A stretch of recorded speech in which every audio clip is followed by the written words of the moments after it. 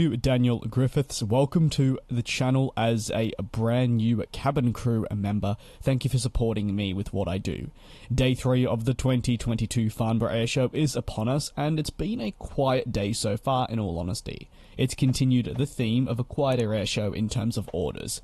While there have been multiple ones, bar the significant commitment from Delta for the MAX that equated to 100 units, we've not to date seen a whole lot of major customer orders. And word of mouth is this will likely remain this way unless we are thrown a curveball in the final few days. Deals that are closed with respective aircraft manufacturers, especially looking towards Airbus and the 350 with Air India and potentially the A220 with Jet Airways, have been ruled out of an announcement during the airshow. They're not quite ready.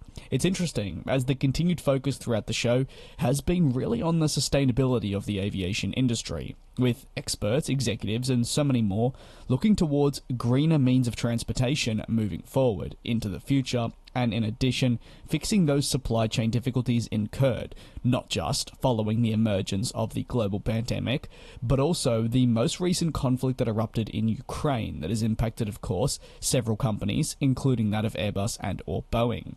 For Airbus themselves, following a report in the Seattle Times, they remain unfazed concerning Boeing capturing a lot of attention order-wise throughout the airshow, noting that for them, their priority was actually on having essential discussions with suppliers to talk about the future of building aircraft, with all challenges that we are facing as a planet. From, like as mentioned, the delays and supply chain problems, to that of the current shortages that we're seeing with labour, not just impacting these aircraft manufacturers, but even down to airports, having to ask airlines to restrict the selling of specific tickets and much more, notably that being in relation to London's Heathrow. Ultimately, that's what the show has been a lot about, to be honest. Just discussions.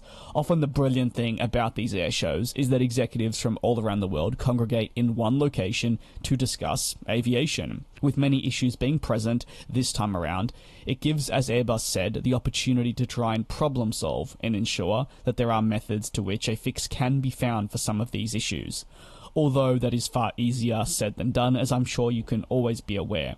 It's not going to be done in a single week, but what it can afford is some progress to be made, and at this point in time, after so many years of difficulties, any progress is good progress, and hopefully following the conclusion of this year's Farnborough Airshow, both Airbus and Boeing and all your other aircraft manufacturers and key aviation companies can leave in a better position than when they arrived, with important crucial discussions. The orders that come from these types of airshows are honestly just a massive bonus. But what has really been crucial for this year's airshow's success has been the discussion of sustainability, greener aviation, and of course, supply chain shortages and much more. To the Flash Cuban, Neil, Don Stefan Jam, Eric McGee, Daniel Griffiths, and Al Waleed, I appreciate you guys being cabin crew members. You can do the same thing from as little as $3.99 a month with the link in the description, and your support would be greatly appreciated. Thanks for watching my coverage as it continues on the Farnborough Airshow, and I will see you next time.